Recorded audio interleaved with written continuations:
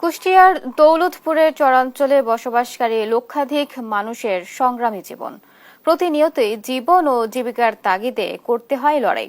নেই মানসম্মত যোগাযোগ ব্যবস্থা, শিক্ষা ও স্বাস্থ্যসেবারও বেহাল দশা। সব ধরনের নাগরিক সেবা থেকেও বঞ্চিত এখানকার বসবাসকারীরা। তারপরও যুগ যুগ ধরে এভাবেই বসবাস করে আসছেন চরাঞ্চলের মানুষ। ইরফান রানার ক্যামেরায় কুষ্টিয়া থেকে নাহিদ হাসান তিতাসের রিপোর্ট। কুষ্টিয়ার দৌলতপুর উপজেলা থেকে প্রায় বিচ্ছিন্ন চিলমারি ও রামকৃষ্ণপুর ইউনিয়নের পদ্মার ওপারের চর অঞ্চল। এখানে প্রায় লক্ষাধিক মানুষের বসবাস। এখানকার ধুলোবালির জীর্ণ ও খানাখন্দকে ভরা নাজুক সড়ক যোগাযোগ ব্যবস্থা চরবাসীর দুর্ভোগের অন্যতম কারণ। যে কোনো নাগরিক সেবা পেতে পাড়ি দিতে হয় দীর্ঘ পথ, করতে হয় সংগ্রাম। অসুস্থ রোগী নিয়ে হাসপাতালে যাও তাদের যেন রীতিমতো মরণ যুদ্ধ।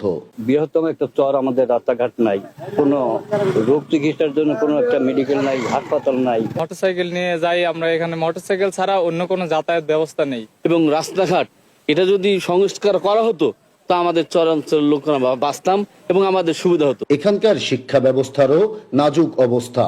নেই মানসম্মত শিক্ষা প্রতিষ্ঠান। তাই প্রাথমিক বিদ্যালয়ের গণ্ডি পেরোতে না পেরোতেই ঝরে পড়ে অধিকাংশ শিক্ষার্থী। কৃষি নির্ভর এ চরাঞ্চলের মানুষের উৎপাদিত ফসলের ন্যায্য মূল্য থেকেও বঞ্চিত হতে হয় শুধুমাত্র যোগাযোগ ব্যবস্থার অভাবে।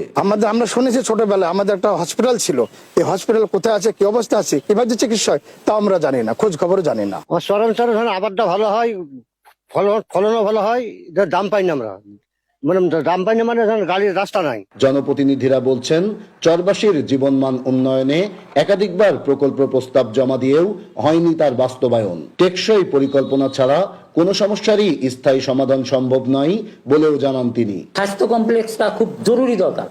যেখানে জমি দিলাম অথচ স্বাস্থ্য কমপ্লেক্সের ব্যাপারে স্বাস্থ্য বিভাগ কোনো রকম উদ্যোগী নিচ্ছে না। তবে উপজেলা নির্বাহী কর্মকর্তা বলছেন, ইতিমধ্যেই চরবাসীর যোগাযোগ ব্যবস্থার উন্নয়নে প্রকল্প প্রস্তাব করেছেন তারা। একনেকে পাশ হলেই শুরু হবে কাজ। এই ব্রিজটা 500 মিটারের অধিক হওয়ার কারণে আমাদের এখানে একনেকের একটা অনুমোদনের প্রয়োজন। আমরা এখন সেই পর্যায়ে আছি। তো আশা করা যাচ্ছে যে খুব অদূরেই আমাদের এই চিলমারি ইউনিয়নের জন্য বা ইউনিয়নবাসীর জন্য একটা সুসংবাদ আসবে। দ্রুতই চরবাসীর নাগরিক সেবা নিশ্চিতে উদ্যোগ নেবে সরকার। সমাধান হবে সকল সমস্যার, এমনটাই প্রত্যাশা সবার। নাহিদ হাসান তিতাস, দেশ টিভি, কুষ্টিয়া।